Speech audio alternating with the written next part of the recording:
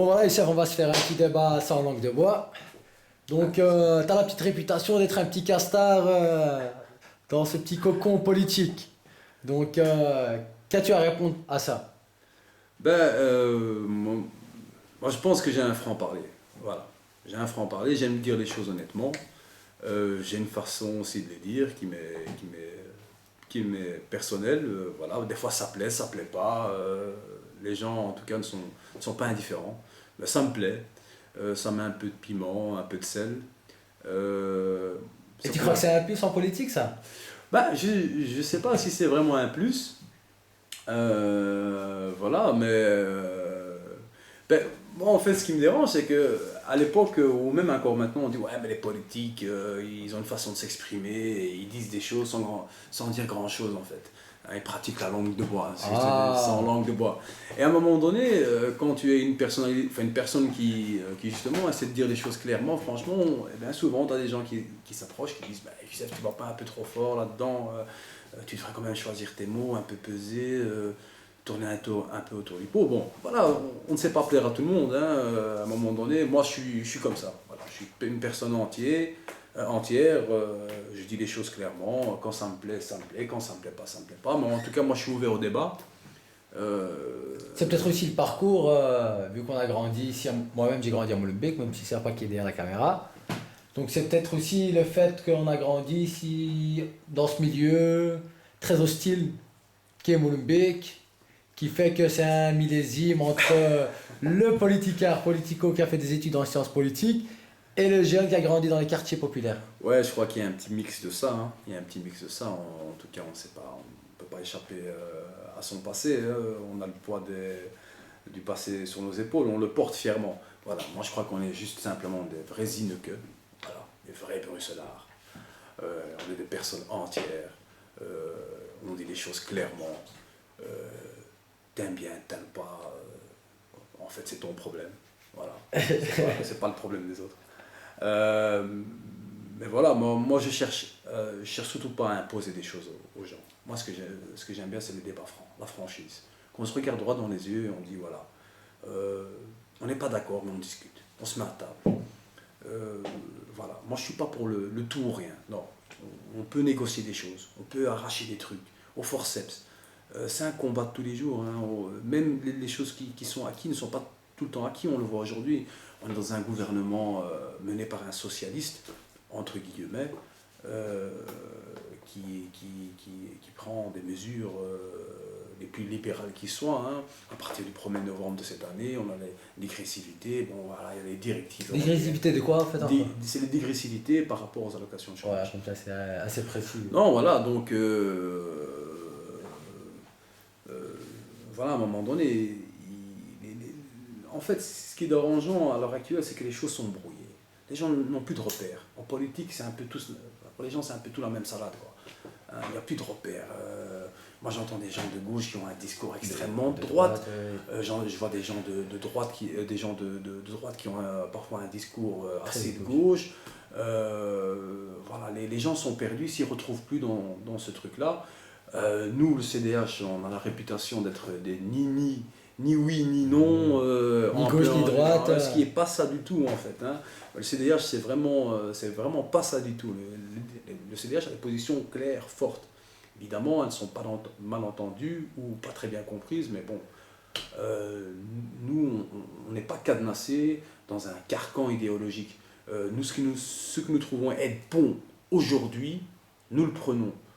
Ce que nous trouvons être mauvais aujourd'hui, à l'heure actuelle, dans l'état des choses actuelles, si nous estimons que c'est mauvais, nous le rejetons. Peu importe d'où ça vient. Nous, enfin, voilà, je veux dire... C'est le CDH ou le CDH local? Parce que voilà, le parti Ben propose un impact. écoute, c'est le CDH en général, hein, la position du CDH en général. Il faut savoir que les partis ne sont pas des blocs monolithiques, hein, ils sont traversés par différents courants. Nous, au CDH, on est traversés aussi par différents courants. Moi, je me sens plus proche du MOC, par exemple. Vraiment un courant de gauche, militant, très proche de la CSC, revendicatif par rapport aux droits, aux acquis sociaux. Moi, je me sens plus proche de ces gens-là, effectivement. Mais d'un autre côté, voilà, aujourd'hui, bon, faut avoir cette flexibilité intellectuelle de dire, il ne faut pas qu'on s'enferme dans des carcans idéologiques et qu'on dit, voilà, si ça c'est bon, à l'heure actuelle des choses, eh bien, nous le prenons. Si c'est mauvais, nous le rejetons. Moi, je n'ai aucun problème. Par exemple, il y a une campagne d'information, mais aussi un très très très bon travail au niveau fiscal qui est mené par le PTB sur des réalités. Moi, je les soutiens, ces propositions, évidemment. Moi, je trouve ça incroyable que des sociétés qui dégagent des bénéfices monstres ne payent pas un franc d'impôt. Maintenant, moi, je ne remets pas catégoriquement en cause les intérêts notionnels. Moi, je trouverais plus logique que les intérêts notionnels bénéficient pas à des sociétés qui ont simplement leur siège social ici en Belgique, mais qui ont aussi leur siège d'exploitation. Voilà, donc peu importe d'où viennent les idées pour nos CDH, une bonne idée reste une bonne idée, qu'elle soit émise de droite par des personnalités de droite ou soit qu'elle soit émise par des personnalités de gauche ou d'extrême gauche. Moi, je n'ai aucun problème avec ça. Quelque chose est juste, si c'est bon, c'est bon. Et à Molenbeek, tu penses qu'il y a vraiment un truc juste parce que voilà, dans le passé, aussi on a misé sur des candidats, etc., qui nous ont promis monts et merveilles, et qu'à la fin, voilà, on fait un retour en arrière et qu'on se retrouve dans la même, Ouais, mais dans la même tarte, quoi. Parce qu'il y a plein de gens, voilà, on va pas mâcher les mots, il y a plein de gens qui sont vraiment déçus par la politique qui est menée à Molenbeek, et donc il est vraiment dur, de nos jours, voilà, de pouvoir donner sa voix à des personnes où vraiment, non seulement qui vont pas miser sur l'individu, mais sur la collectivité, tu vois. ouais, je vois je vois où tu veux en venir. Ben, effectivement, ben, ce qu'on attend d'un politique, c'est aussi promettre des choses. D'accord. Où je m'érige, c'est que quand on commence à promettre des choses, personnellement, hein, qu'on fait du cas par cas. Je te promets un logement, je te promets un emploi, je te dépanne de ci, ça c'est pas de la politique, ça c'est de la corruption. Euh, Moi, les promesses auxquelles je voudrais me tenir, c'est dire, voilà, nous la priorité du CDH, c'est l'enseignement, eh bien je promets qu'on va se battre pour amener des moyens, pour amener du personnel qualifié. Moi, ce qui m'intéresse, je dis, moi je promets que je vais me battre pour qu'il y ait de l'emploi, eh bien on va essayer de mettre sur place une structure, on veut mettre sur place une intérim sociale, c'est un projet fort, ambitieux que nous allons essayer de porter pendant cette législature, si les Molenbeekois nous font confiance par rapport au logement. Donc c'est ça, ce sont des promesses, mais des promesses qui vont bénéficier à toute la collectivité. Et pas des promesses du style, bon tu colles mes affiches, je vais te trouver un emploi plus tard, je vais essayer de faire avancer ton dossier au logement. Voilà, on connaît tous ce genre de méthodes. Bien, ceux qui font ces méthodes-là, bien, ce sont pour moi des idiots, complètement.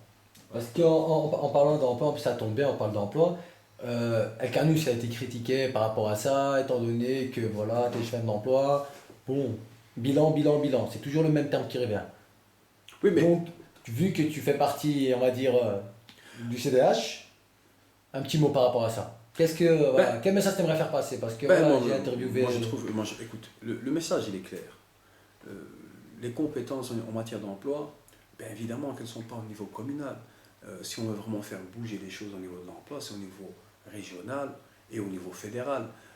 Notre marge de manœuvre est très serrée au niveau communal.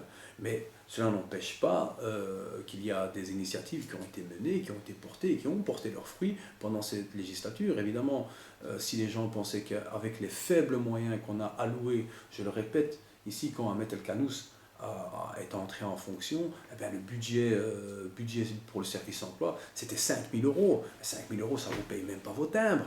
Comment vous allez développer avec 5 000 euros une politique de l'emploi sur une commune de qualité? C'est complètement impossible. Il a dû se battre pour quadrupler ce montant. Moi, je trouve quand même qu'il y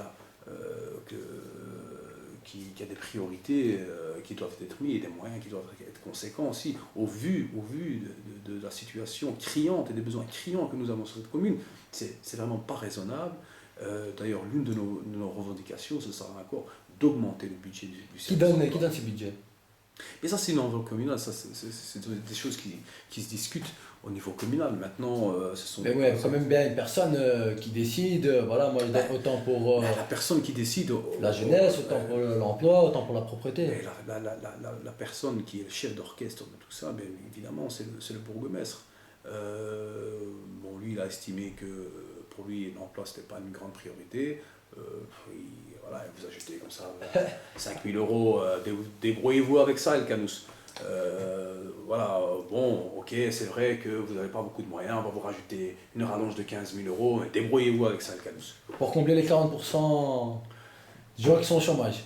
Ouais, ben bon, Il y a 13 100 travailleurs, très bon, marrant ça. évidemment, on va pas très loin avec 20 000 euros, mais cela n'empêche que moi je trouve qu'Ahmed a été une personne durant ces 6 années très dynamique sur cette matière.